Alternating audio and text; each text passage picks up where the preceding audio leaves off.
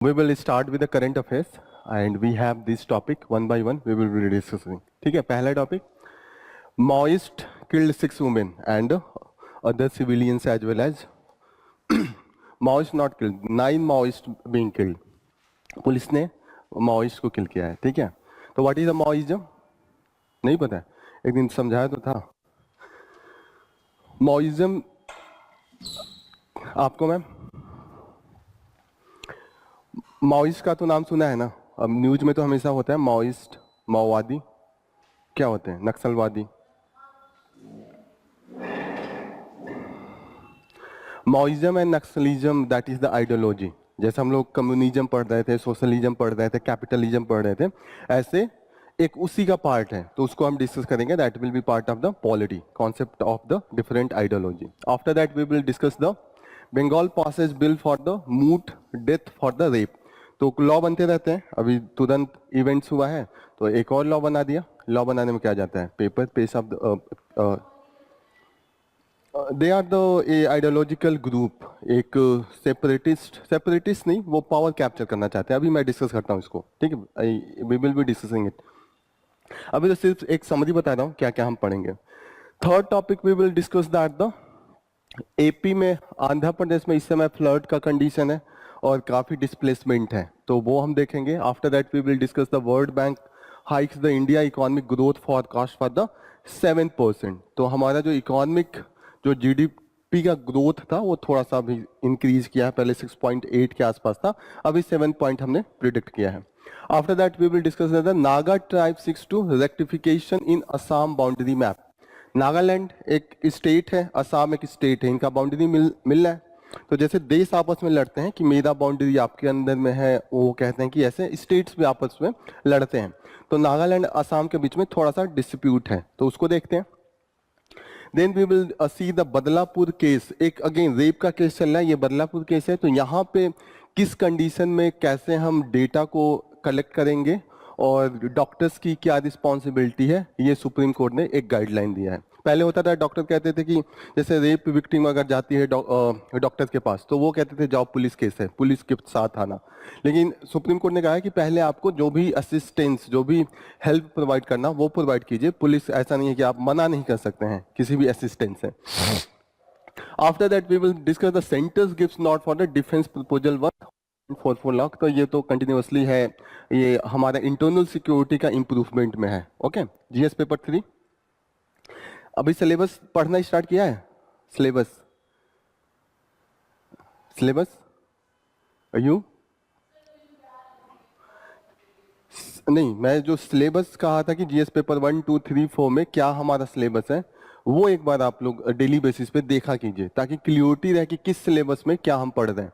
ऐसे हम पढ़ेंगे तो यू कैन कनेक्ट ना कि जीएस पेपर 1 का पार्ट है, जीएस पेपर 2 का पार्ट है.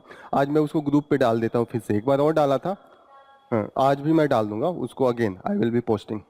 After that we will discuss that the could quick explain why the gold nugget found in the quartz bin.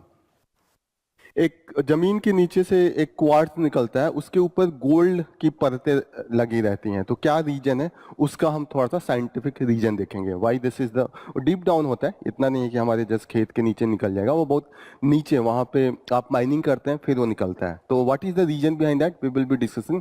After that we will discuss that the copyright with respect to the literature. कोई poem लिखता है, कोई book लिखता है तो copyright होता है, कितने साल के लिए होता है उसको देखेंगे. Okay, after that we will discuss that the why the Google accuse being the illegal monopoly.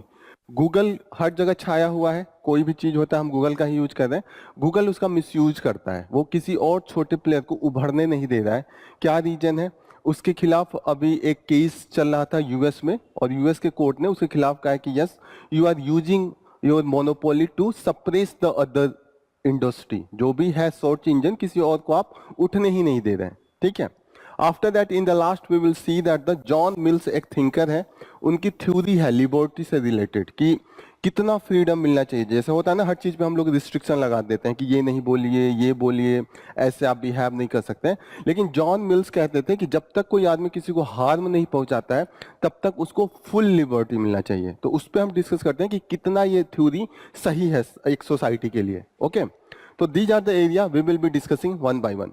So let's start with the first news. 9 Maoists, including 6 women, killed in the Dantawada. Dantawada कहाँ पे है? This is in the Chhattisgarh. हाँ, आपने नाम सुना होगा. दांतेवाड़ा काफी ये न्यूज में रहता है.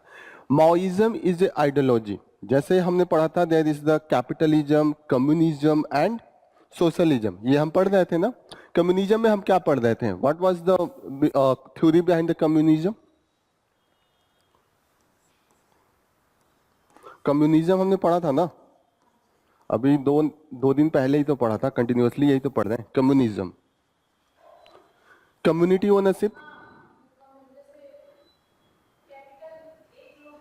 ओनर एक था, यहाँ पे कम्युनिटी ओनर है. ओके, तो यहाँ पे कम्युनिटी कहा था कि एक कोई जमीन है और वहां पे सारे लोग समाज के मिलके काम करें और जो आउटपुट हो रहा है उसको डिस्ट्रीब्यूट करें. यही कम्युनिज्म है. कम्युनिज्म का थ्योरी किसने दिया था? कार्ल मार्क्स ने दिया था. कार्ल मार्क्स ने दिया था ना. कार्ल मार्क्स ने बोला था कि there will be a condition, एक ऐसा कंडीशन आएगा कि कैपिटलिस्ट सिस्टम था कार्ल मार्क्स के पहले. उन्होंने कहा कैपिटलिस्ट सिस्टम अच्छा नहीं है. कैपिटलिस्ट सिस्टम में वर्कर्स का एक्सप्लॉयटेशन होता है. क्या था कैपिटलिस्ट सिस्टम? एक प्राइवेट प्लेयर होता है, कैपिटलिस्ट जिसको कहते हैं, या बुर्जुआ इसको कहते हैं, और दूसरा वर्कर, इसको प्रोलिटारिएट कहते हैं. वर्कर्स को थ्योरी के भाषा में प्रोलिटारिएट कहते हैं. याद रहेगा ना, कभी क्वेश्चन में आया तो you can solve this tick correct attempt. Okay, तो यहाँ पे प्राइवेट है एंड वर्कर्स है. वर्कर्स प्राइवेट प्लेयर के लिए इनके कंपनी में काम करते हैं. जो प्रॉफिट होता है मैक्सिमम ये लेके जाते हैं. इनको सिर्फ इनका सैलरी मिलता है मंथली बेसिस पे. यही होता है ना. कार्ल मार्क्स ने बोला कि इस सिस्टम में प्राइवेट प्लेयर चाहेगा कि मैक्सिमम प्रॉफिट हो, क्योंकि ये जो सिस्टम है वो मैक्सिमाइजेशन ऑफ प्रॉफिट को लेके है. कैपिटलिस्ट सिस्टम किस पे काम करता है? Maximisation of profit.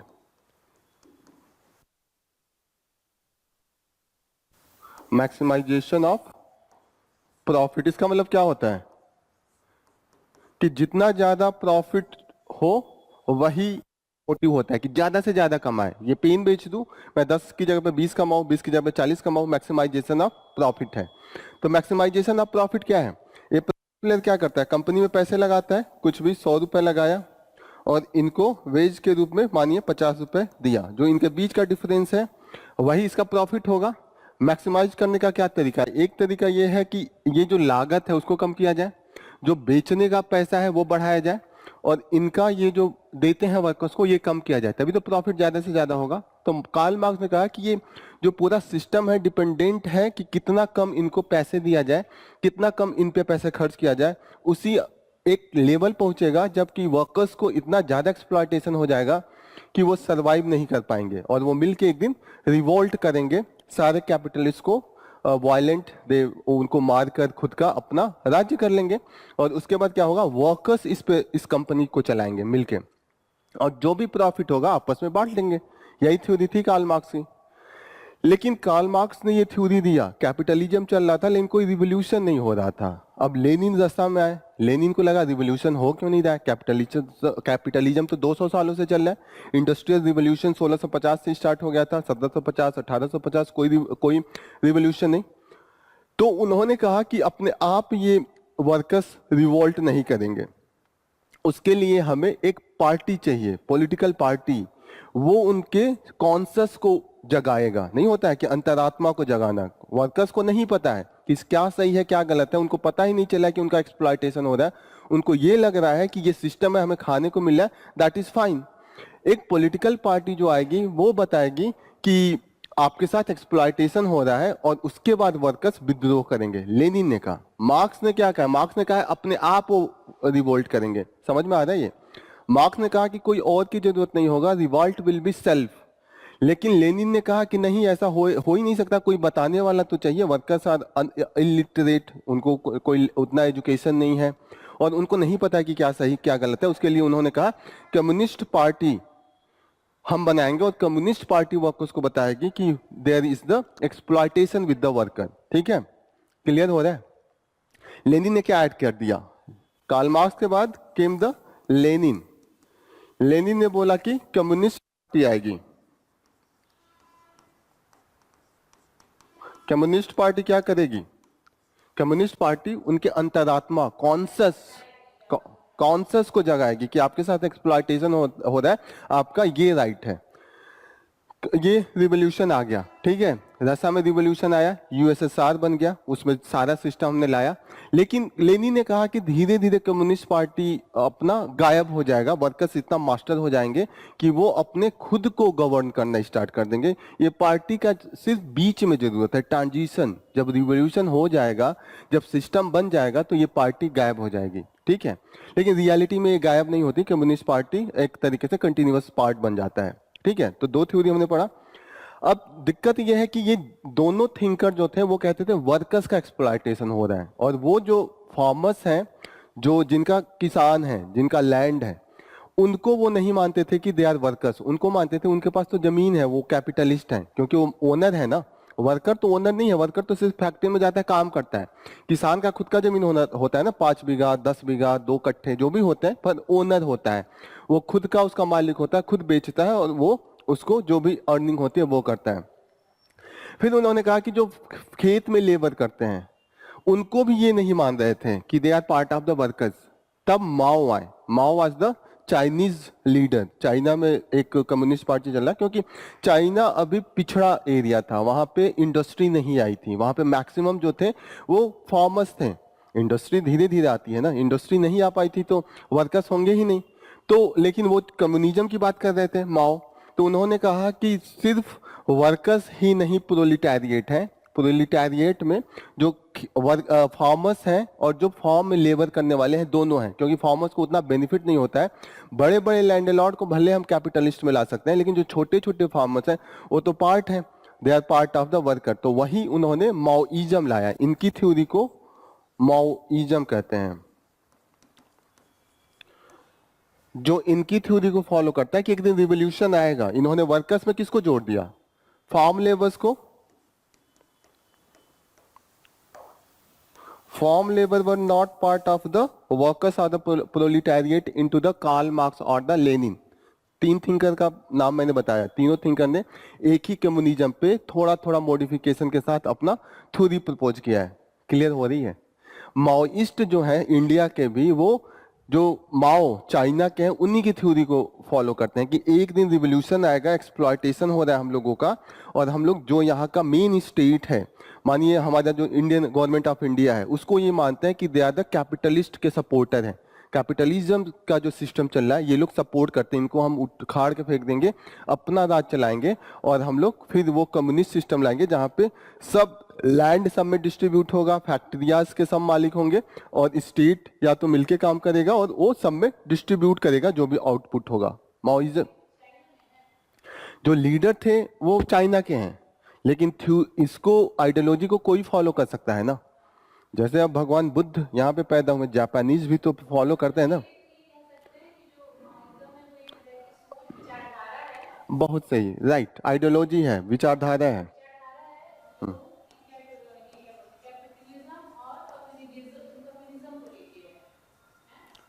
कम्युनिज्म को लेके है।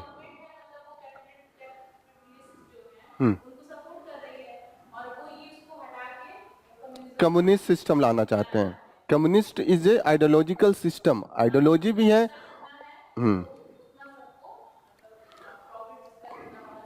इक्वालिटी की बात करते हैं कि सबका ओनरशिप हो और सबको डिस्ट्रीब्यूट हो, यही है सिस्टम, कम्युनिस्ट सिस्टम तो यही है।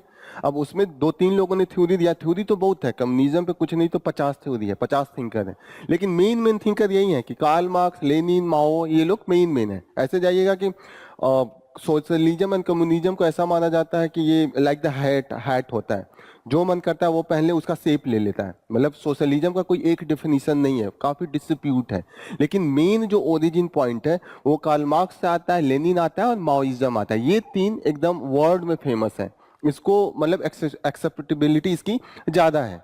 क्लियर हो गई? ये सिस्टम है, आइडियोलॉजी है। माओ जिडोंग उन लीडर का नाम था, उन्होंने इसको प्रपोज किया, वो खुद लड़े भी थे, और चाइना में माओइस्ट गवर्नमेंट आया था, उसी के बाद चाइना का जो सिस्टम है वो कम्युनिस्ट गवर्नमेंट है। क्लियर हो रहा है ये चीजें? माओ, माओ जिडोंग, माओ जेडोंग, लीडर का नाम था माओ जेडोंग। क्लियर? अब वर्ल्ड में जहां पे भी कभी भी कॉन्फ्लिक्ट होता है वर्कर्स एंड कैपिटलिस्ट के बीच में, या कहीं पे भी किसी गरीब का एक्सप्लॉयटेशन होता है, they go for the Maoist ideology, और वो वहां पे आर्म रिवोल्यूशन करके लड़ने लगते हैं। इंडिया में भी वही है।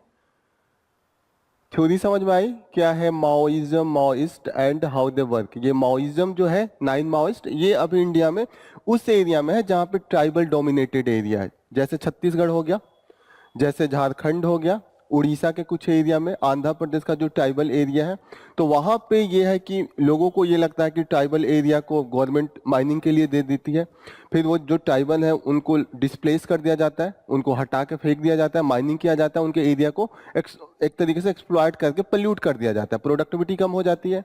एक तो ये है। दूसरा थ्योरी ये है कि कुछ लोग मिसयूज करते हैं, ट्राइबल गरीब है, उनको कुछ नहीं पता है, तो वो खुद में इलेक्शन से वो जीत नहीं पा रहे हैं, तो उनको क्या है कि कहीं ना कहीं लड़ाई उड़ाई करके हम पावर कैप्चर कर लें, तो वो जो ट्राइबल है उनकी स्थिति का मिसयूज करके, उनको मिस इन्फॉर्म करके उनको इकट्ठा करते हैं और वो लड़ाई स्टार्ट कर देते हैं। क्लियर हो रही है चीजें? माओइज्म पे इंडिया में दो व्यू है, एक है सपोर्टिव व्यू, एक है अगेंस्ट व्यू।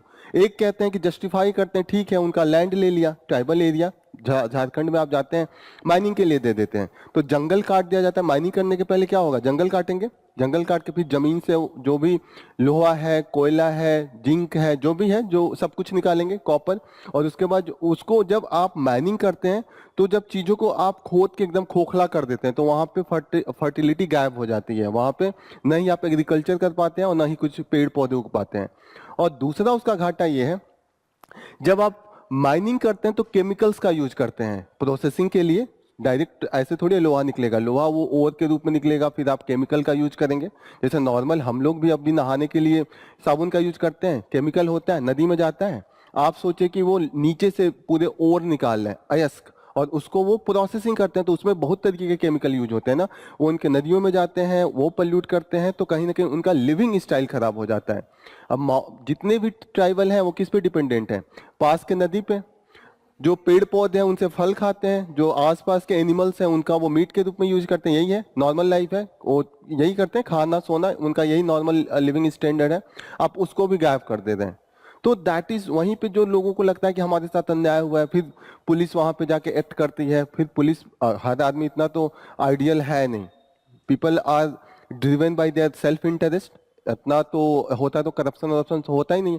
वो जाके गरीबी का उनका मिसयूज करते हैं, किसी किसी टाइपर को कहेंगे कि मेरा आके पैर दबाओ, पुलिस जो नीचे लेवल पे होते हैं पैर दबाएंगे, फिर उनका बकरी वकरी जो भी वो हेन्स वो लेके आते हैं, तो इससे कहीं ना कहीं उनमें एक तरीके से निगेटिव सेंटीमेंट क्रिएट हो जाता है, और उसका मिसयूज करना बहुत ईजी है। मैं जाऊंगा बंदूक पकड़ा दूंगा, कहूंगा तुम्हारा जमीन छीन लिया, तुम्हारे साथ ये हुआ, चलो विरोध करो, वो लोग तैयार हो जाते हैं। अब देखिए इसमें 6 में 9 वीमेन है, तो नंबर ऑफ जो कैंडिडेट जो ज्यादा माओइस्ट हैं वो तो फीमेल के तरफ से आ रहे हैं ना, तो कहीं ना कहीं इसका कई तरीके से इसका सुप्रीम कोर्ट ने भी कई बार वो करा है, क्रिटिसाइज भी किया है। जैसे नक्सलिज्म को लेके उन्होंने कहा कि कहीं ना कहीं आप डेवलपमेंटल प्रोस्पेक्टिव को भी लीजिए। जैसे दो तरीका है माओइज्म को खत्म करने का, एक तरीका है कि डेवलपमेंट कीजिए, दूसरा है कि आप पुलिस फोर्स का यूज कीजिए। तो कहीं ना कहीं हमें लगता है कि बैलेंस होना चाहिए, जो अगर आप पहले डेवलपमेंट लेके जाइए, आप उनका पार्टिसिपेशन लाइए जो भी डिसीजन मेकिंग है, और दूसरा जो लोग नहीं मान रहे तब आप उसमें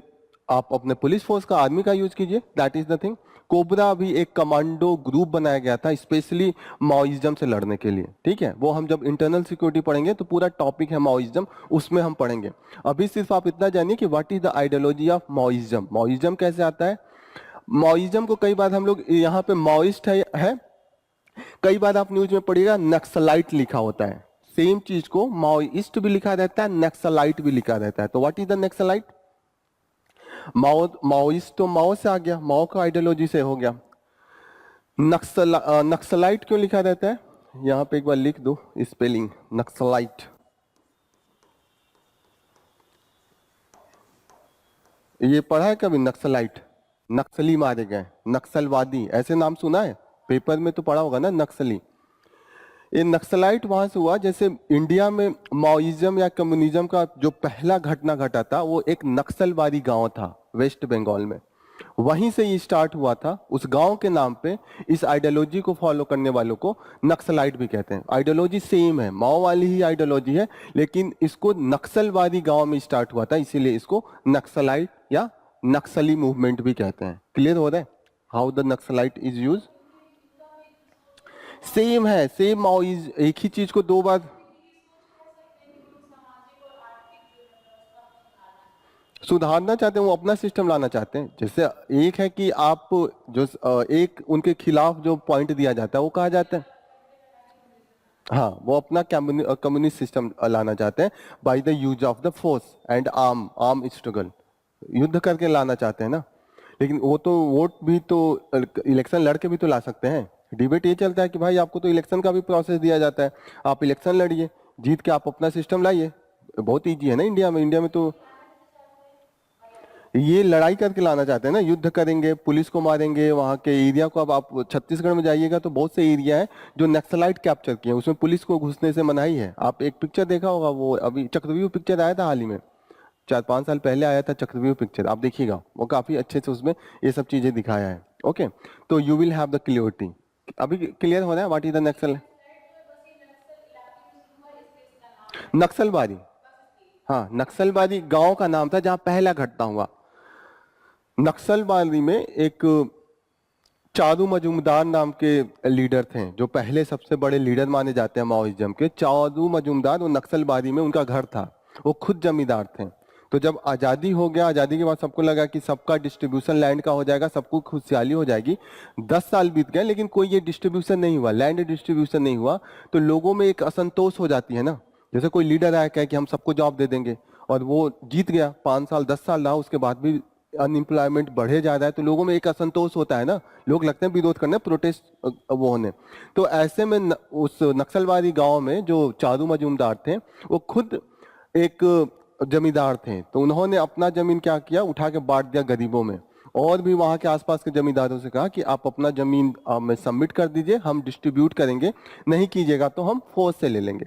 लोगों ने नहीं बांटा, कोई जल्दी थोड़ी देगा इतना बड़ा बड़ा जमीन। तो फिर इन लोगों ने गोली लेके मारना स्टार्ट किया और वो जमीन छीन के बांटना स्टार्ट किया। वहीं से नक्सलाइट मूवमेंट स्टार्ट हुआ। क्लियर हो रही है what is the Naxalite movement, what is the Maoism, what is the Maoist movement? ये सब चीजें हो रही हैं, कोई दिक्कत? Karl Marx, Lenin and Mao. आगे बढ़े।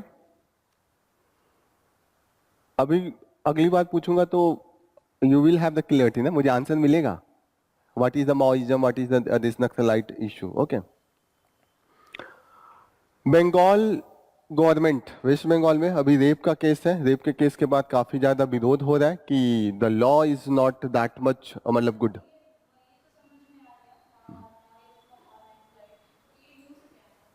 न्यूज है कि लड़ाई चल रही है, वो अब एक ग्रुप माओइज्म हो गया, एक अपना। अब इनका मेन मोटिव है कि इंडियन गवर्नमेंट को रिप्लेस करके वो अपना गवर्नमेंट बनाना चाहते हैं बाय द आर्म्ड स्ट्रगल। उन्होंने कम्युनिस्ट पार्टी का एक उन्होंने पूरा बना के रखा है, कम्युनिस्ट ग्रुप। ये कम्युनिस्ट, देखिए कम्युनिस्ट पार्टी इंडिया में दो तरीके का है, एक है कि इंडियन कॉन्स्टिट्यूशन को मानती है और वो इलेक्शन लड़के आना चाहती है। तो आप देखते होंगे कि केरला में, त्रिपुरा में कम्युनिस्ट की गवर्नमेंट है, तो वो वायलेंस तरीके से नहीं लाना चाहते हैं, वो भी लाना चाहते हैं कम्युनिस्ट टाइप की आइडियोलॉजी। लेकिन वो पहले इलेक्शन लड़ना चाहते हैं, फिर इलेक्शन जीत के आएंगे, फिर पॉलिसी बनाएंगे कि कम्युनिज्म है। लेकिन ये जो माओइस्ट ग्रुप है, ये युद्ध लड़के ये कह रहा है कि इंडियन गवर्नमेंट है वो सही तरीके से इलेक्शन नहीं करवाती, हमने जीतने नहीं दिया जाएगा, क्योंकि जो कैपिटलिस्ट है वो पावरफुल है, वो सब चीज को मैनिपुलेट कर देते हैं, लोगों के वोटिंग प्रोसीजर को भी वो मैनिपुलेट कर देते हैं। तो वो युद्ध के द्वारा अपना शासन लाना चाहते हैं। क्लियर? कंफ्यूज मत होइएगा, कम्युनिस्ट पार्टी ऑफ इंडिया वो इलेक्शन भी लड़ती है। केरला में उन्हीं का इस समय गवर्नमेंट है, जो स्टेट गवर्नमेंट केरला का उन्हीं उन्हीं का है। वेस्ट बंगाल में भी कम्युनिस्ट पार्टी का गवर्नमेंट था, त्रिपुरा में भी था। अभी त्रिपुरा एंड वेस्ट बंगाल में थोड़ा सा चेंज हो गया, ममता बनर्जी आ गई है और त्रिपुरा में बीजेपी आ गई है। क्लियर हो रही है चीजें? यहाँ पे वेस्ट बंगाल की गवर्नमेंट ने एक लॉ लाया है, उसका नाम है Aparajita women and child welfare criminal law amendment bill. ये लिख लीजिएगा, पीसीएस में आ सकता है। Aparajita women and child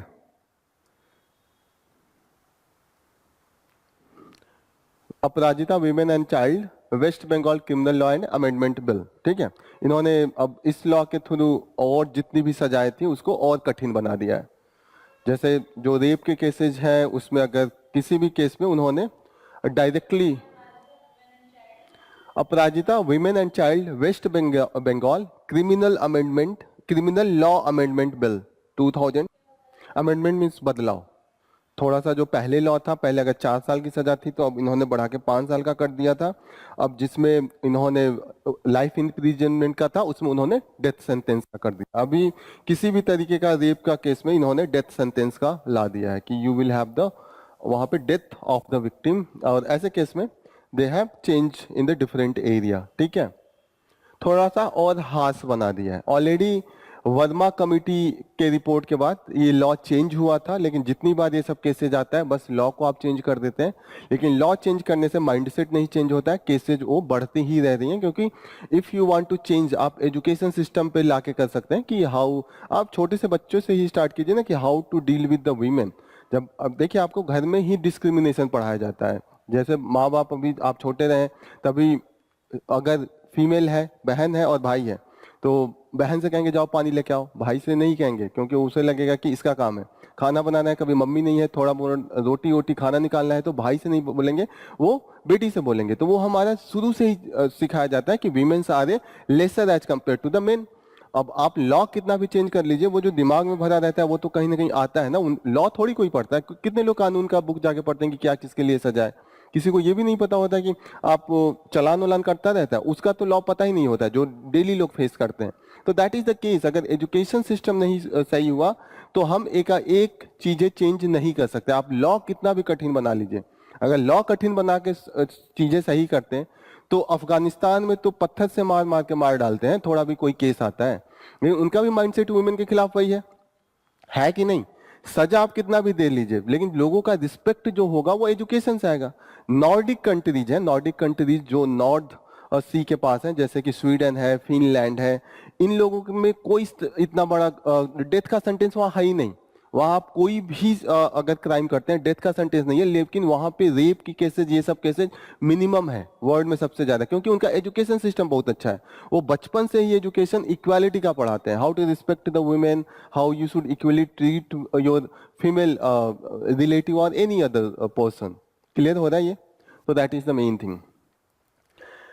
world Bank ने हाइक किया है इंडिया का जो ये फोरकास्टिंग है with respect to the growth rate of the GDP. What is the GDP? Gross domestic production, यही होता है। जैसे अगर इस रूम का मैं जीडीपी अगर निकालना चाहूं तो क्या होगा?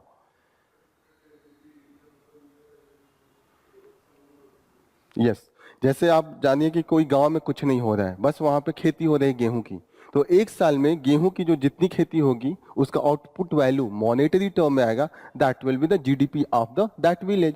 अब उस गांव में अगर मानिए गेहूं के साथ साथ चावल भी हो रहा है, दैट इज द राइस, उसके साथ साथ बनाना भी हो रहा है, उसके साथ गन्ना भी हो रहा है, तो जो टोटल प्रोडक्शन होगा उसकी मॉनेटरी वैल्यू निकाल लेंगे, वो होगा जीडीपी। अगर उस गांव में अगर आप manufacturing of the tables, chairs, bed, ये सब हो रहा है तो वो ऐड होते जाएगा। एक साल में जो भी प्रोडक्शन होगा उसका मॉनेटरी वैल्यू होगा, दैट विल बी जीडीपी। ठीक है, और जीडीपी का जो हम ये देखते हैं 7%, ये जीडीपी नहीं है, ये जीडीपी ग्रोथ है कि पिछले साल से अभी कितना बढ़ा।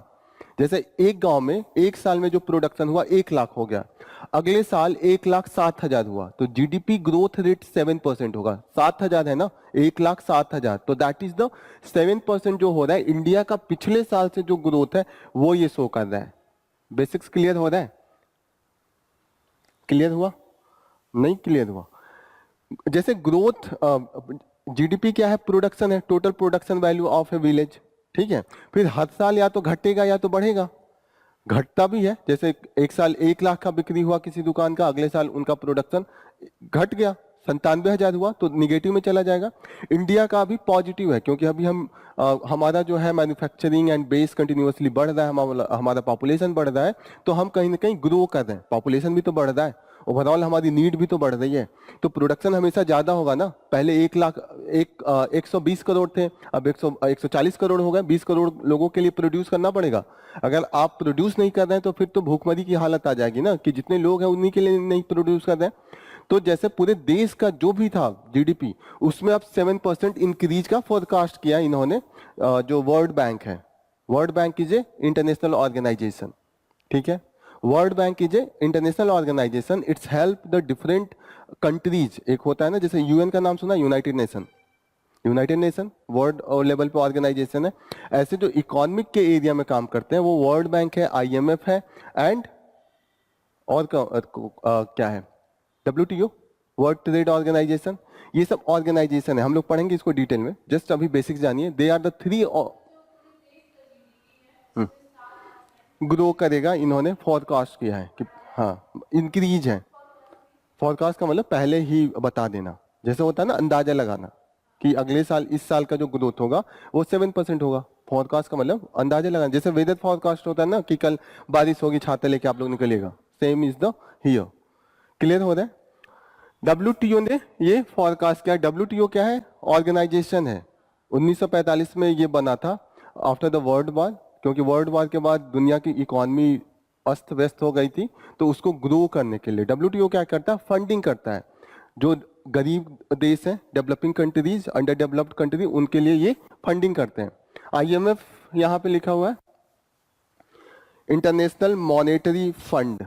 ये क्या करता है, ये फिनेंशियल सिस्टम को गवर्न करता है। फिनेंशियल सिस्टम क्या होता है, लेन देन, जैसे आरबीआई करता है, आरबीआई बैंकों को करता है ना, कैसे चीजों को, करेंसी कैसे चल रही है।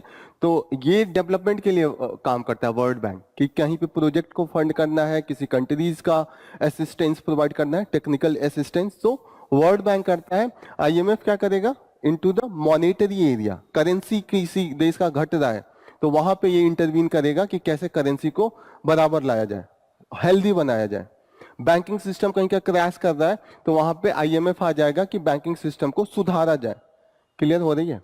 WTO भी यहाँ पे कहीं दिया होगा, अच्छा WTO नहीं दिया है, यहाँ पे एशियन डेवलपमेंट बैंक है। It is like the World bank, ये भी डेवलपमेंट के लिए प्रोजेक्ट की फंडिंग करता है, लेकिन ये एशिया के एरिया के लिए करता है। क्लियर हो रही है।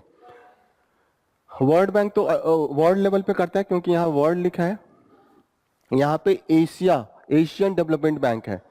ये एशिया के लिए same work that the World bank do for the overall global countries. Clear हो रहा है। वर्ल्ड बैंक का 100 जो मेंबरशिप है बहुत क्लोज टू द यूएन है। 189 इनका है वर्ल्ड बैंक का, और 190 आईएमएफ का है। जो नंबर ऑफ कंट्रीज इससे एसोसिएटेड है, सिर्फ एक कंट्री जो है जो आईएमएफ का पार्ट है, वर्ल्ड बैंक का पार्ट नहीं है, that is the Andorra. Andorra, एक मिनट में दिखाता हूँ। एंडोरा ये स्पेन एंड पुर्तगाल के बॉर्डर पे है। एंडोरा ये कंट्री है स्पेन एंड फ्रांस के बॉर्डर पे है, दैट इज द एंडोरा। यही एक ऐसा है that is the part of IMF but not of the World bank. Pieces में इस तरीके के क्वेश्चन पूछते हैं, इसीलिए इसको नोट डाउन कीजिएगा। पीसेस स्पेसिफिक वो फैक्चुअल चीजें पूछ लेते हैं, जैसे ये न्यूज में आईएमएफ एंड वर्ल्ड बैंक, वो पूछ देंगे कि कॉमन तो सब है, 189 कॉमन है, जो एक जो अनकॉमन है that is the Andorra. Country है, कंट्री है ये, जैसे होता है ना मेंबरशिप, वो इसका मेंबर है आईएमएफ का, बट वर्ल्ड बैंक का मेंबर नहीं है। होता है ना ग्रुपिंग है, आपका मेंबरशिप है, किसी का मेंबरशिप नहीं है। छोटा सा बहुत कंट्री है स्पेन एंड फ्रांस के बॉर्डर पे।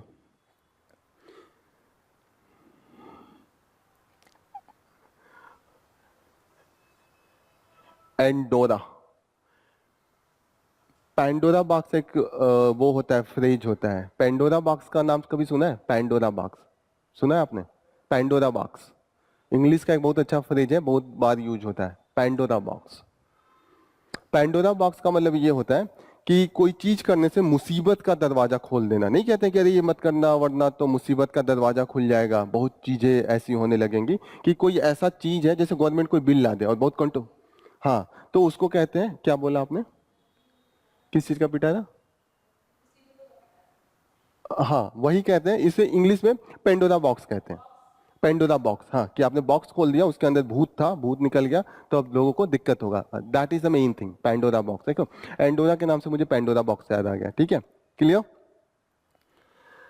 ये चीजें क्लियर हो गई, बेसिक्स चीजें क्लियर हो रही हैं। अभी तो बेसिक्स हम लोग क्लियर कर रहे हैं, अभी ज्यादा डीप नहीं जा रहे हैं। अब क्यों ये ग्रोथ रेट अच्छा है? क्योंकि हमने देखा है कि कंटिन्यूअसली जो मैन्युफैक्चरिंग का डिमांड है वो इंडिया में भी बढ़ा है, क्योंकि डीप चला गया था ड्यूरिंग द कोविड-19, एकदम लोवेस्ट पे गया था, उसके बाद कंटिन्यूअसली हम ग्रो पे कर रहे हैं, तो रोबस्ट हमारा हो गया थोड़ा इसके चक्कर में। और इंडिया का जो स्ट्रॉन्ग एरिया है, हमेशा इंडिया का स्ट्रॉन्ग एरिया किस में रहा है? कल परसों भी डिस्कस किया था, आईटी इंडस्ट्री में हम बहुत स्ट्रॉन्ग है, ये कल डिस्कस किया था।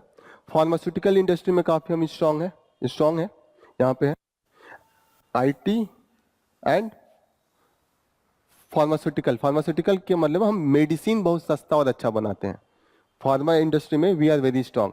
लेकिन हमें और भी एरिया में we have to work, these are the area like the textile, apparel and footwear sector, क्योंकि इस एरिया में इंडिया के बहुत चांसेज है। कॉटन हमारे वहां प्रोड्यूस होता है, लेदर की भी इंडस्ट्री काफी डेवलप किया जा सकता है, और इन सब इंडस्ट्री में अभी चांसेज ऑफ एम्प्लॉयमेंट बहुत ज्यादा होते हैं। क्योंकि आप जब जूता बनाते हैं तो जूते के लिए पहले आपको स्किन लाना पड़ता है ना, जो आप,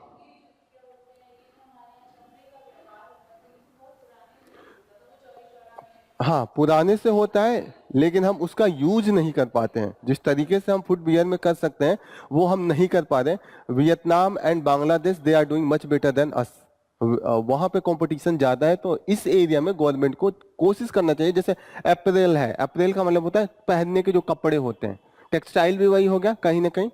तो यहाँ पे इस इंडस्ट्री में काम करने से यहाँ पे होता है कि अगर आप 1 लाख का बिजनेस करते हैं तो 10 लोग उसमें जॉब करते हैं। होता है ना, कहीं कहीं आप 1 करोड़ लगा लेते हैं, काम 2 लोग कर रहे हैं। लेकिन किसी किसी इंडस्ट्री में आप 1 करोड़ लगाते हैं, 500 लोगों को आप जॉब दे देते हैं। जैसे कि एग्जाम्पल दे रहा था, जैसे आपको चिप्स बनाना है, तो चिप्स बनाना है तो आप आलू खरीदेंगे, पूरा एक ट्रक आ जाएगा। फिर आलू के बाद उसके बाद पूरा उसको छीलना होगा, काटना होगा, धोना होगा, उसके बाद सुखाना होगा, फिर उससे पूरा नमक वमक लगा के जो भी तैयार करना होता है, काफी प्रोसेस है। लेकिन मानिए ये लैपटॉप का कोई बिजनेस कर रहा है, 2-4 कंट्री से असेंबल किया इसका मशीन जोड़ के, करोड़ों का बिजनेस। आप कितना 100 लैपटॉप बेच दीजिए, 1 करोड़ का बिजनेस हो गया। लेकिन आलू 1 करोड़ का खरीदेंगे तो कुछ नहीं तो 10 ट्रक आपको होगा। उस आलू को बनाने में कितने लोग लगेंगे, कितने फार्मर्स लगेंगे, फिर उसको उतारने में, छीलने में, धोने में हजारों लोग लगेंगे। लेकिन इसको अगर आप 100 बेचना है, एक छोटा सा शॉप कीजिए, 2 लोग बैठ के बेच देंगे, 10 ही 100 ही तो बेचना है।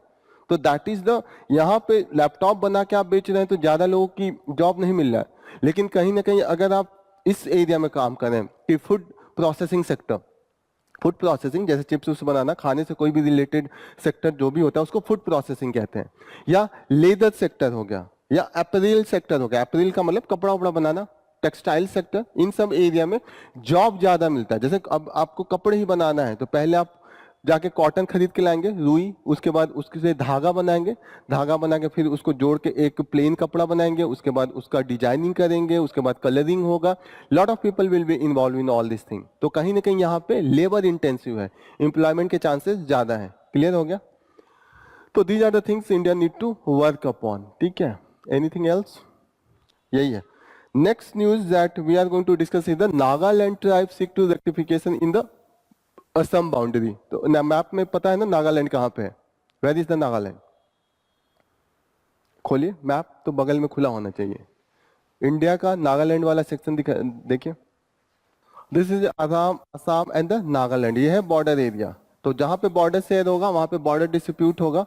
तो यहाँ पे बॉर्डर डिस्प्यूट है between the Nagaland and the Assam. Assam से ही बॉर्डर शेयर कर दें। नागालैंड बना भी था असम एंड नेफा को तोड़ के। पहले नागालैंड स्टेट नहीं था, नागालैंड स्टेट 1963 में बना था। ये नोट डाउन कीजिए पीसेस के लिए। 1963 Nagaland was given the statehood. Statehood 1963 में बना था, यहाँ पे कहीं लिखा भी होगा। Nagaland officially created in 1963।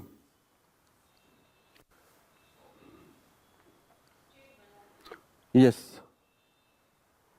Nagaland के पहले वो असम का पार्ट था वो एरिया, एंड नेफा का पार्ट था। नेफा को पहले नॉर्थ ईस्ट फ्रंटियर एजेंसी बोलते थे, नेफा। ये जितने भी नॉर्थ ईस्ट के अभी ये स्टेट दिखते हैं, Manipur and Mizoram, Arunachal Pradesh, they were part of the NEFA, north east frontier agency. NEFA, north east frontier agency.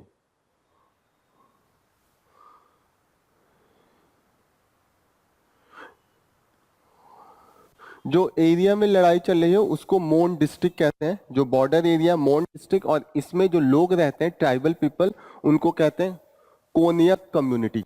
They are the tribal people, Konyak community. Konyak एक ट्राइबल पीपल है, जैसे होते हैं ना बंजारे हो गए, भील हो गए, आपने देखा होगा। Konyak are the tribe of the Nagaland. Konyak community, please note down. ये किस एरिया में है? They are into the Mon district, Mon district of the Nagaland. These are the factual thing. You can use it for the your PCS exam. Tribes of the Mon district of Nagaland.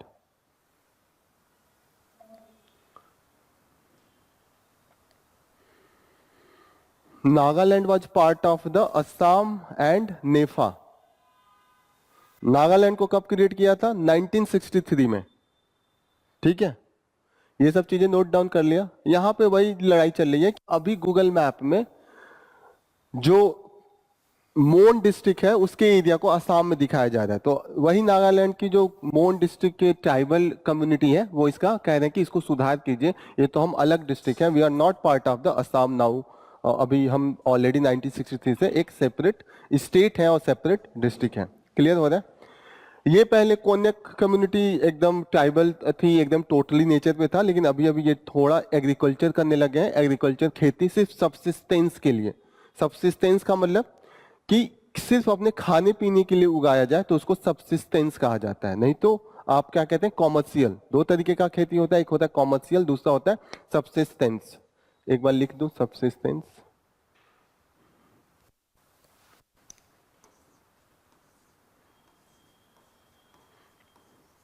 Subsistence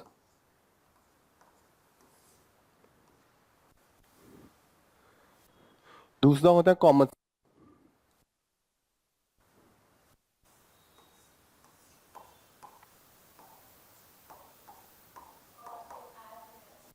commercial, हाँ, बेचने के लिए। जो भी, जैसे हम बनाना करेंगे तो बनाना खा के तो जीवन यापन नहीं कर सकते, लेकिन अगर दाल चावल सब्जियां ये उगाए तो that is for the subsistence. Subsistence clear? Next news, Badlapur case. Badlapur again एक रेप केस चल रहा है सुप्रीम कोर्ट में, और ये बॉम्बे एरिया का आसपास का केस है, और यहाँ पे है अगेन, यहाँ पे कम्युनल एंगल है कि कुछ मुस्लिम जो थे वो हिंदूज के हैं, तो वहाँ पे थोड़ा कम्युनल एंगल आ गया, और इसको जो सुप्रीम कोर्ट देख रहा है वो पब्लिक इंटरेस्ट लिटिगेशन में दिख रहा है। पब्लिक इंटरेस्ट लिटिगेशन उसको कहते हैं जैसे कि डायरेक्ट कोई केस नहीं करे। मेरा केस है, मेरा कुछ चोरी हुआ, मैं केस नहीं करूं, मेरा कोई हाथ तोड़ के चला गया, मैं नहीं पुलिस में जाऊं, कोई दूसरा आदमी देख रहा है, उसको लग रहा है कि मेरे साथ इनजस्टिस हुआ है और ये गरीब आदमी इसको नहीं, हाँ, उसको पीआईएल कहते हैं, पब्लिक इंटरेस्ट लिटिगेशन। जैसे इसका कॉन्सेप्ट समझा रहा हूँ, व्हाट इज दिस कॉन्सेप्ट, कि खुद मैं नहीं जाऊंगा, मेरा हाथ तोड़ दिया मार के, मैं गरीब हूं, मुझे नहीं पता है पुलिस स्टेशन कैसे जाते हैं, लॉयर क्या है, आई डोंट नो एनीथिंग, लेकिन कोई एजुकेटेड पर्सन, दयालु आदमी वहां खड़ा होकर देख रहा है, और वो सुप्रीम कोर्ट को लेटर लिख दिया कि देखिए यहाँ पे एक आदमी है, उसको लोगों ने मारा है, और प्लीज इस पे आप न्याय दीजिए उस आदमी को। सुप्रीम कोर्ट को अगर लगे कि सच में यहाँ पे कुछ अन्याय हो रहा है लोगों के साथ, और सुप्रीम कोर्ट वो केस स्टार्ट कर दे, तो उसको कहते हैं पब्लिक इंटरेस्ट लिटिगेशन। क्लियर हो रहा है? What is the public interest litigation? खुद मैं नहीं जाऊंगा। नॉर्मल केस में क्या होता है, आई हैव टू गो, अगर मेरे साथ अन्याय हो रहा है तो मुझे ही जाना पड़ेगा।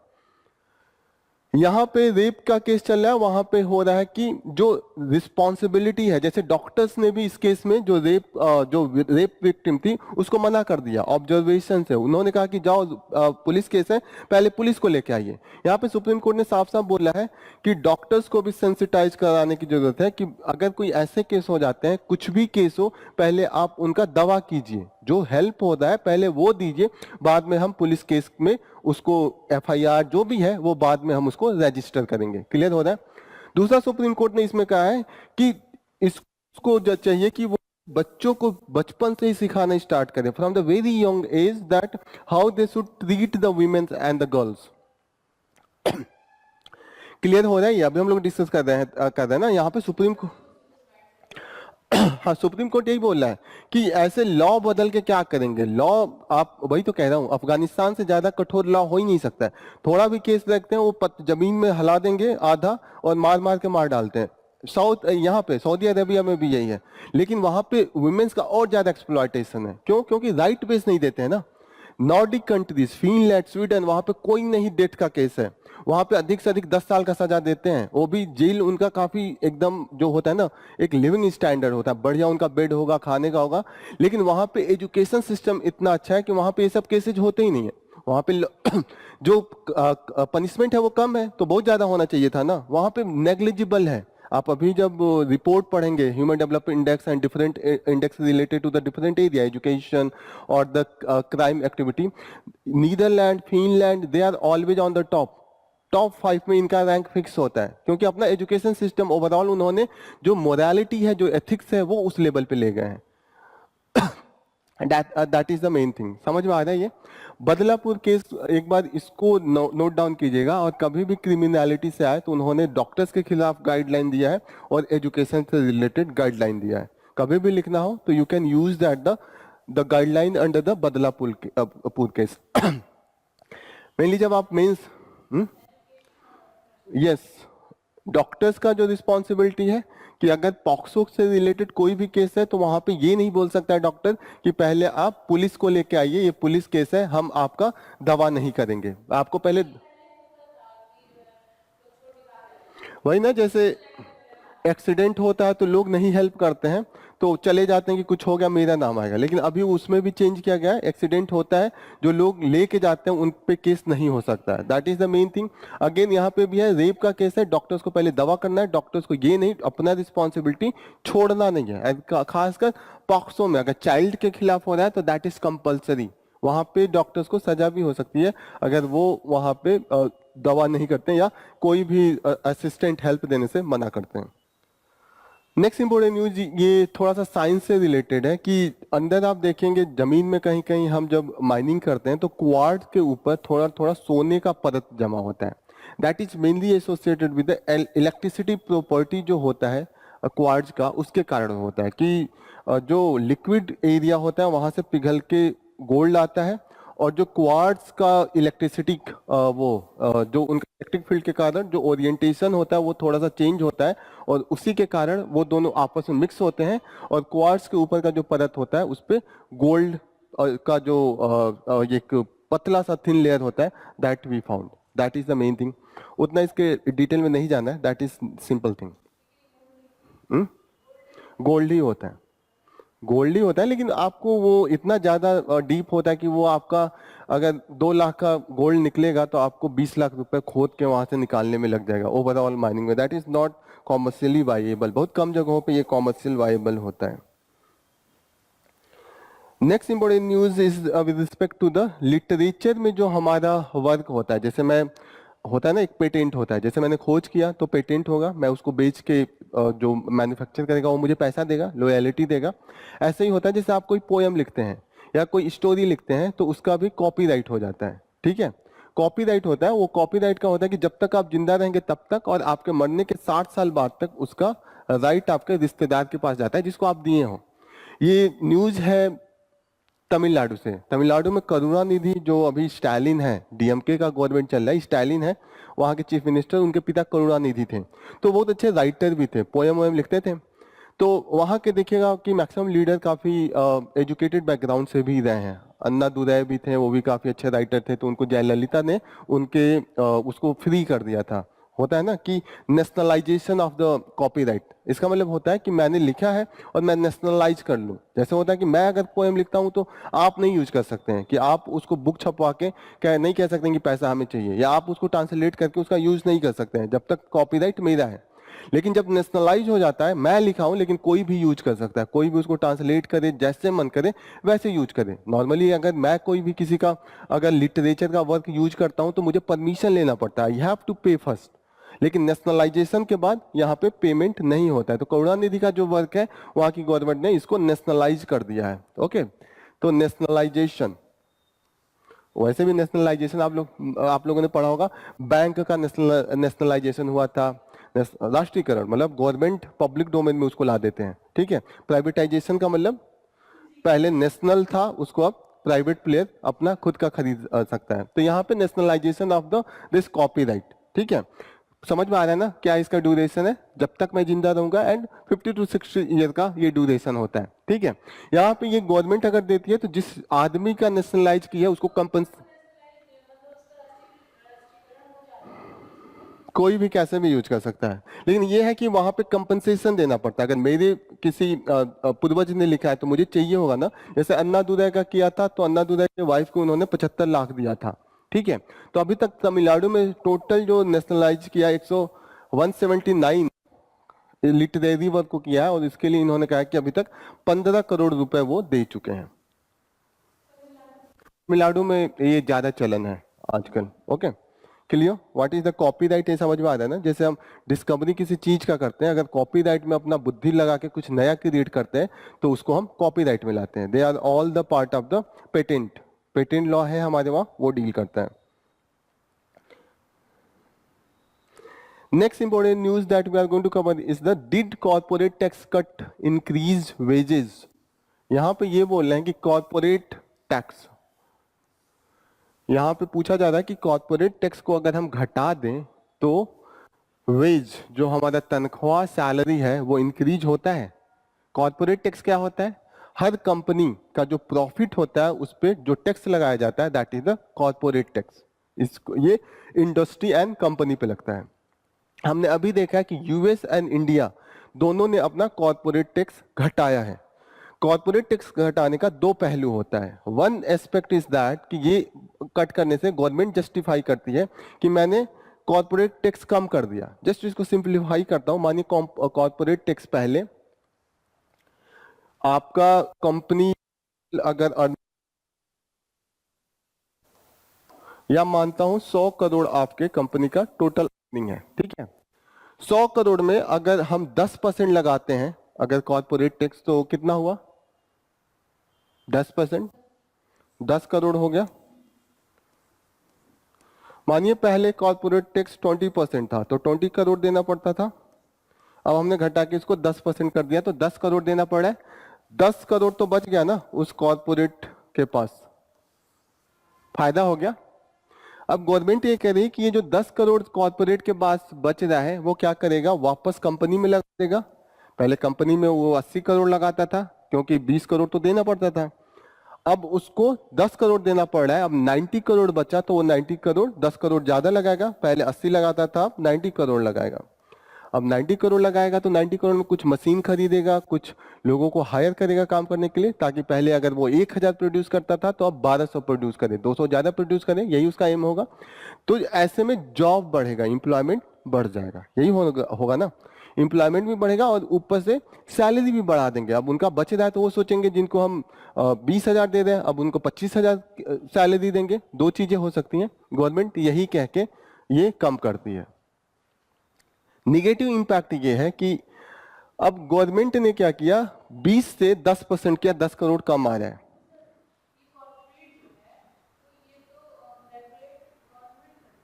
हाँ, गवर्नमेंट ही करती है टैक्स, आप गवर्नमेंट को ही देती हैं,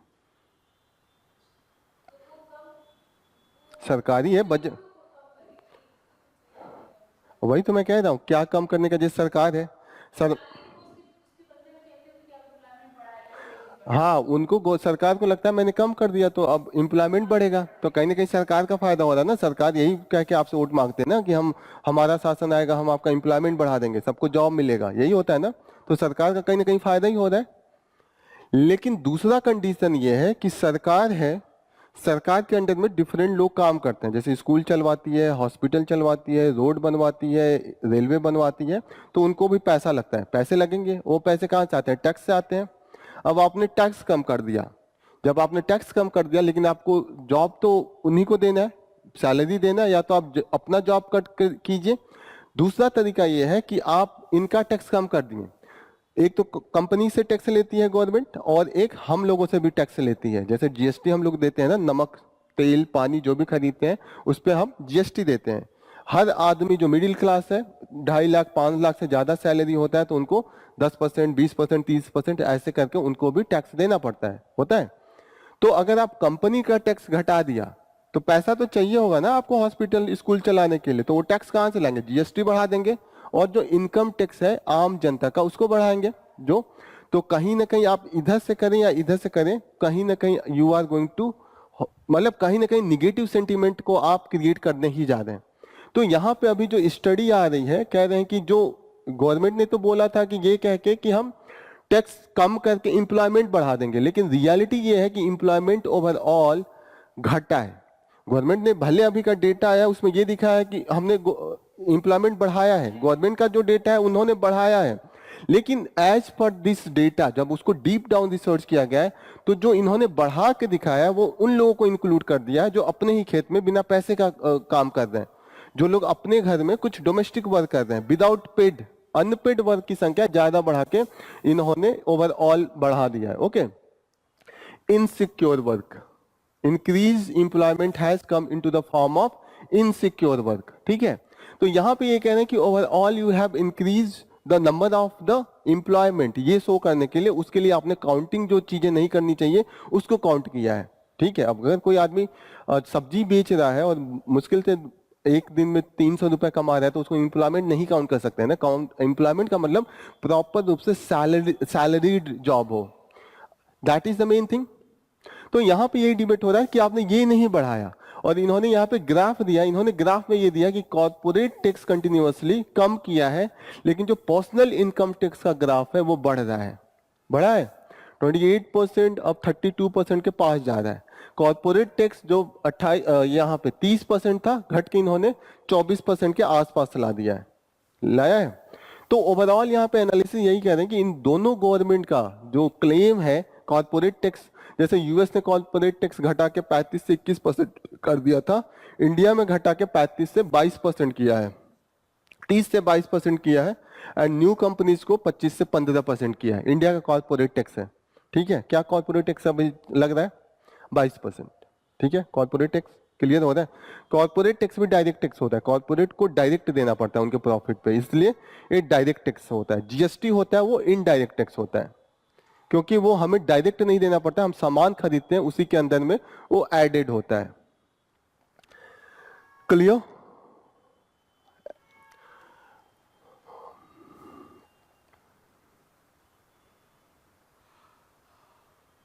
अब यहाँ पे वही बोला है कि जो tax cut have led to shifting into the burden to the tax collection from the corporate to the individual, जो इंडिविजुअल इनकम टैक्स है उसकी तरफ मूव किया है। ओवरऑल डिस्कशन यही है। क्लियर हो रहा है? What is the corporate tax, what is the GST tax, how the cut has impacted. Positive government का क्लेम क्या है कि हम जॉब बढ़ा रहे हैं, हम इंक्रीज इन इन्होंने बोला, अभी तक मैं क्या बता रहा था कि गवर्नमेंट है, गवर्नमेंट टैक्स लेती है, उससे उसके पास पैसे होते हैं। टैक्स लेने के क्या क्या मेन तरीके हैं? एक तो कंपनी से टैक्स ले, दूसरा होता है जीएसटी, हम जो खरीदते हैं सामान है उस पर टैक्स ले, और तीसरा होता है कि जो आम मिडिल क्लास है उसके इनकम पे टैक्स ले। होता है ना, हर इंडिविजुअल पे है, मिडिल क्लास ही ज्यादा है, तो 3 तरीके का टैक्स है। आपने कॉर्पोरेट टैक्स कम कर दिया, लोगों से ये बोला कि कॉर्पोरेट हमने कम किया है, तो उस इंडस्ट्री के पास, उस कंपनी के मालिक के पास पैसा ज्यादा बचेगा।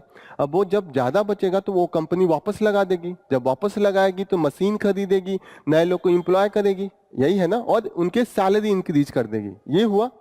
लेकिन ओवरऑल जो सैलरीड एम्प्लॉयमेंट है वो इंक्रीज नहीं हुआ है। ये दिखा रहे हैं कि बाद में जो ओवरऑल गवर्नमेंट का जब रिवेन्यू कम होगा तो वो कहीं ना कहीं रिवेन्यू तो लाएगी ना, क्योंकि उनको भी तो स्कूल, हॉस्पिटल्स, रोड, रेलवे ये सब चलाना है।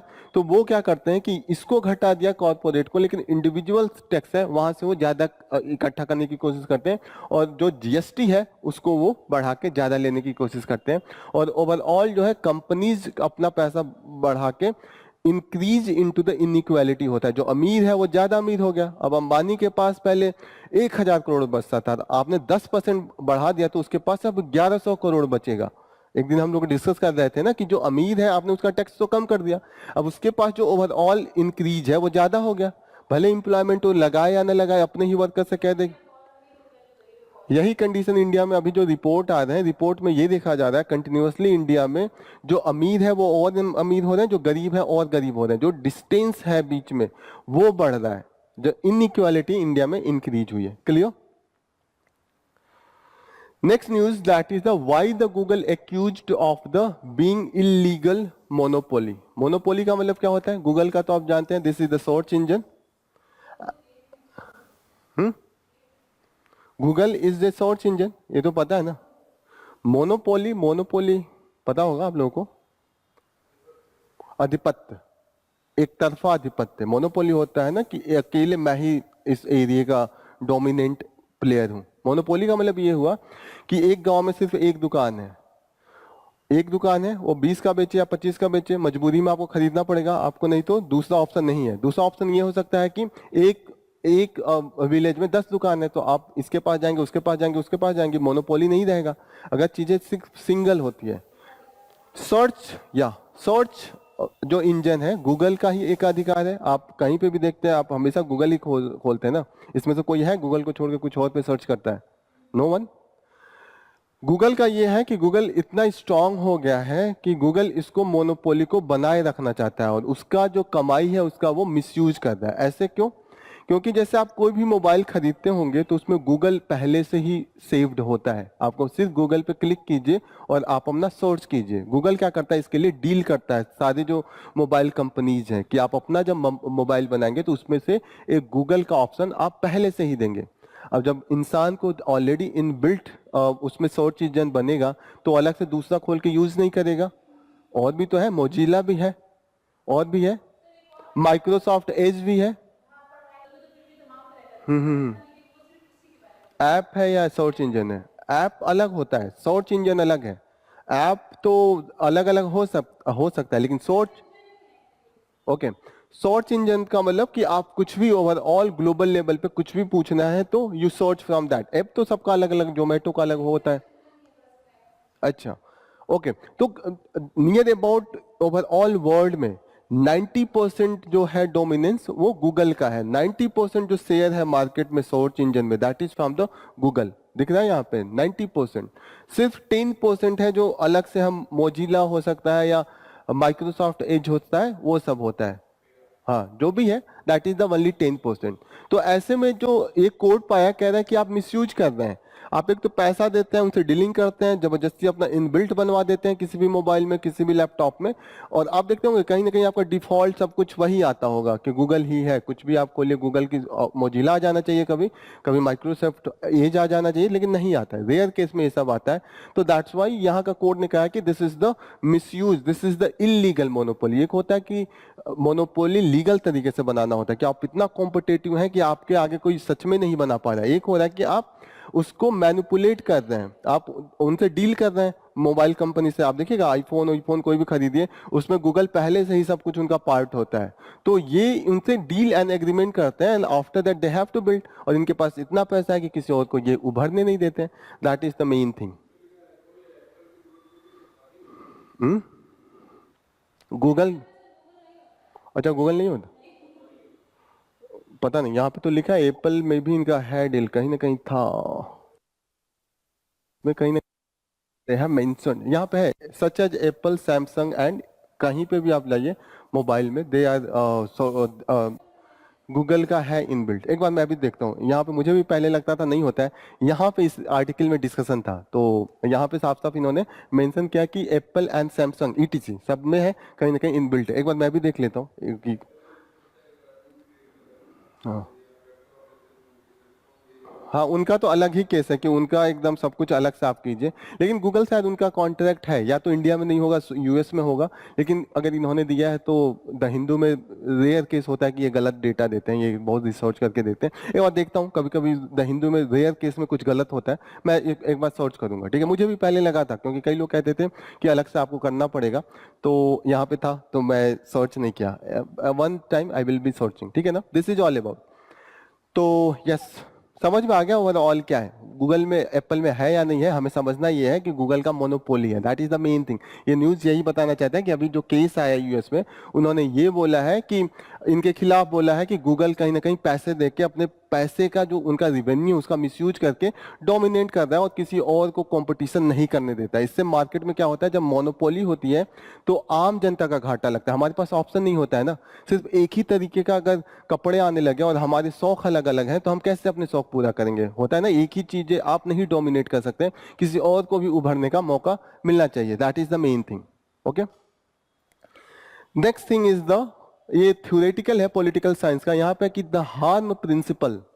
हार्म प्रिंसिपल किसने दिया था? John mills. He is the philosopher and the political thinker.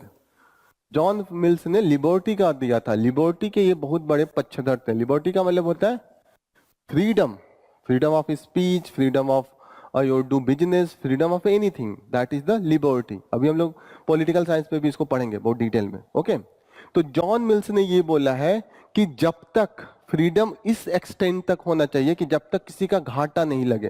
जैसे होता है ना कि कोई बेत का छड़ी ले ले, बेत का छड़ी, बेत आपने देखा है, बेत देखा होगा ना, डंडा कोई भी मान लीजिए, वो बांस ले, कोई भी छड़ी लेके और कोई रोड पे ऐसे ऐसे घुमा घुमा के चल रहा है और वो कह रहा है कि कोई बोलेगा नहीं जब तक किसी को चोट ना लगे। लेकिन होता है ना कि कोई आपके नाक के पास से थोड़ी ले जा सकता है एकदम, you have the also freedom.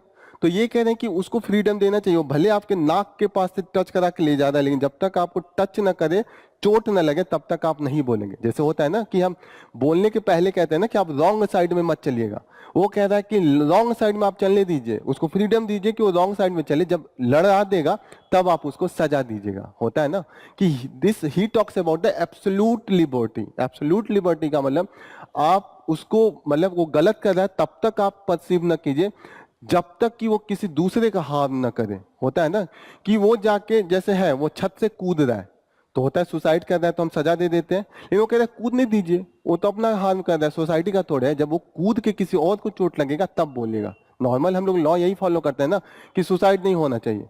तो ये कह रहे हैं कि liberty will be to the that extent जब तक किसी को हार्म ना पहुंचे। That is the theory given by the John Mills. Liberty का जो सबसे ज्यादा इन्होंने बोला है। यहां तक ये बोलते हैं कि अगर कोई मैड भी है, जैसे बोलने के अधिकार पे हम लोग कर्व लगा देते हैं ना कि आप किसी का डिफेम करेंगे, किसी का आप ये कुछ भी हार्म पहुंचाएंगे तो आप बोल नहीं सकते। फ्रीडम ऑफ स्पीच, जैसे कि कहीं पे आप लड़ाई करवा दें, ऐसी बातें हम लोग पहले ही बंद करवा देते हैं, बैन करवा देते हैं ना। जॉन मिल्स कहते हैं अरे लड़ाई जब तक ना हो तब तक बैन ना कराइए। वो बोल दिया, जैसे बोला किसी को, पैगंबर को, अब बोल दिया तो बोल दिया। अब जब लोग मारपीट शुरू कर दें तब जाके उसके स्पीच को बैन कराइएगा। That is the liberty theory. इन्होंने कहा कि पागल को भी बोलने का अधिकार होना चाहिए, उसको भी जहां डिबेट हो रहा है वहां पे अगर मैड पर्सन है उसको भी इंक्लूड कराइए। जॉन मिल्स का ये कहना है कि थॉट प्रोसेस को कहीं से भी रिस्ट्रिक्शन नहीं करना चाहिए। क्या पता वो पागल ही कुछ अच्छा बोल दे। वो कह रहे हैं कि कहीं ना कहीं यूटिलिटी होनी चाहिए मैक्सिमम चीजों का। मैक्सिमम चीज क्या पता वो रॉन्ग साइड से चला रहा है, कुछ नया खोज कर दे, कोई नया चलाने का तरीका खोज कर दे। तो इसीलिए वो कह रहे हैं कि यूटिलिटी हो सकता है इसका। कहीं ना कहीं हम जब कर्व लगाने से लगते हैं तो कहीं ना कहीं हम नए चीजों को आने से उसको रोकते हैं, नया एक्सपेरिमेंट हम रोक देते हैं। That is the main thing. इन्होंने दो तरीके के चीजों को डिफाइन किया है कि self regarding action and other regarding action. इन्होंने कहा कि जो एक्शंस होते हैं वो दो तरीके के होते हैं। एक हो गया self regarding action and other is the other regarding action. उन्होंने सेल्फ रिगार्डिंग एक्शन कहा है कि जो खुद से रिलेटेड है, मैं कुछ भी करूं वो सिर्फ मुझे हार्म कर रहा है। जैसे मैं शराब पी के अपने घर में रहूं, किसी से कोई मतलब नहीं है, कोई ये नहीं कह सकता कि शराब पीना मना है क्योंकि मैं अपने घर में हूं। जब मैं शराब पी के घर से बाहर जाके गाली दूं तब माना जाएगा कि मैं कुछ गलत कर रहा हूं। That will be the other regarding action. Self regarding, मैं शराब पी के अपने अंदर घर में हूं, आपसे क्या रहना है, मैं कितना भी पी सकता हूं, आप अपनी मोरालिटी अपने पास रखिए। लेकिन अदर रिगार्डिंग एक्शन होगा जब दूसरे को हार्म पहुंचाएगा, देन रिस्ट्रिक्शन शुड बी कम, तभी रिस्ट्रिक्शन लगना चाहिए। तो जो मिल्स है वो कह रहे हैं सेल्फ रिगार्डिंग कोई भी एक्शन है उस पर कोई भी रिस्ट्रिक्शन नहीं लगना चाहिए, केवल अदर रिगार्डिंग एक्शन पे ही रिस्ट्रिक्शन रखना चाहिए। लेकिन दिक्कत यह है कि अगर आप सेल्फ रिगार्डिंग ही है, घर में ही शराब पी रहे हैं, फिर आप आपकी फैमिली से रिलेशन खराब होगा ना, आपका फिनेंशियल स्थिति खराब होगा, आपका हेल्थ खराब होगा। कहीं ना कहीं वो भी समाज से जुड़ा है। समाज कहीं ना कहीं आपकी वाइफ, आपकी जो फैमिली है समाज से जुड़ा है। कहीं ना कहीं एक फैमिली को हार्म होगा तो ओवरऑल समाज भी निगेटिव वे में जाएगा। तो इसके दूसरे पहलू को ऐसे क्रिटिसाइज किया जाता है। लेकिन पॉजिटिव भी है। जैसे पॉजिटिव एक इन्होंने कहा कि समाज को लगता था कि जो होमोसेक्सुअलिटी होता है, सेम सेक्स होता है, दैट इज गलत, रॉन्ग थिंग। लेकिन सुप्रीम कोर्ट ने नवतेज सिंह जौहर केस आया था, सुप्रीम कोर्ट ने उसने कहा था कि होमोसेक्सुअलिटी आपस का रिलेशन है। तो वहां पे उन्होंने जॉन मिल्स का जो सेल्फ रिगार्डिंग एक्शन है, तो उन्होंने कहा था कि ये क्रिमिनलाइज नहीं होना चाहिए। इंडिया के केस में होमोसेक्सुअलिटी पे पनिशमेंट था, लेकिन सुप्रीम कोर्ट ने जौहर केस में, नवतेज सिंह जौहर केस में जॉन मिल्स की ही थ्योरी को उठाया, कहा कि यहाँ पे होमोसेक्सुअलिटी पर्सनल रिलेशन है, उससे समाज को क्या लेना है, तो वो उन्होंने डीक्रिमिनलाइज कर दिया था। क्लियर हो रहा है? ये नवतेज सिंह जौहर केस बहुत इंपॉर्टेंट है, लिख लीजिएगा, that decriminalise homosexuality. Navtej Singh Johar case, Navtej Singh Johar case, यहां पे होमोसेक्सुअलिटी को डीक्रिमिनलाइज कर दिया था। यहां पे पहले क्रिमिनल था, डीक्रिमिनल का मतलब अब उस पे पनिशमेंट नहीं है, दैट इज द, वो नॉर्मल चीजें हो गई। डी जोड़ लीजिएगा, डीक्रिमिनलाइज का मतलब अब उसको क्रिमिनल एक्टिविटी नहीं माना जाता है।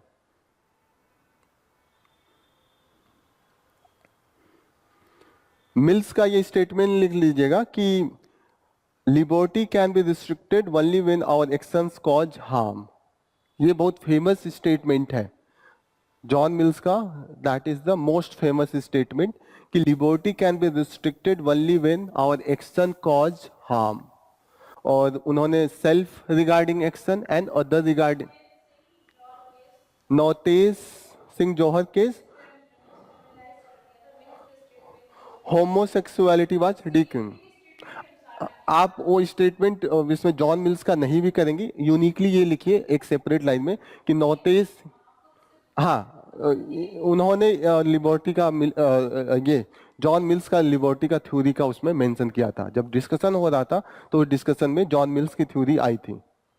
लेकिन हमें ये इंडिपेंडेंट याद रखना है कि जब भी हमें प्रोग्रेसिव कुछ भी सुप्रीम कोर्ट का जजमेंट है तो उसमें नवतेज सिंह जौहर का केस बहुत फेमस आता है। ठीक है, वहां पे ये लिख लिया ना कि liberty can not be restricted and can be restricted only when the there is the action that is causing the harm to the other. Harm rule यही है, हार्म प्रिंसिपल इसको कहते हैं। क्लियर?